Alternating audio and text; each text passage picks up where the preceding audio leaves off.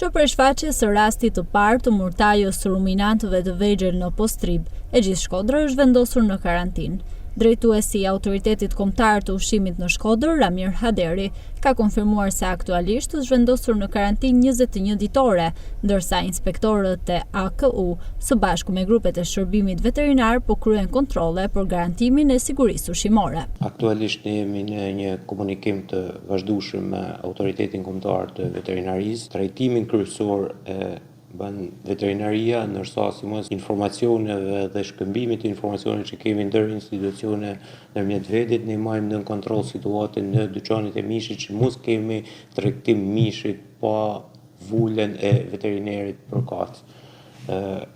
Për momentin është në një fazë karantinimi 21 ditor, monitorim bëhet nga veterinerët e shërbimit që i mulon veterinaria, ndërsa veterinerët e Autoritetit Kombëtar të Ushqimit marrin dyqanet e mishit dhe kontrollin mbi subjektet e tregtimit të mishit. Raste të dyshuara të murtajës së ruminantëve të vegjël janë shfaqur edhe në qarqe të tjera të vendit, ndërsa është konfirmuar kjo sëmundje edhe në Dibër.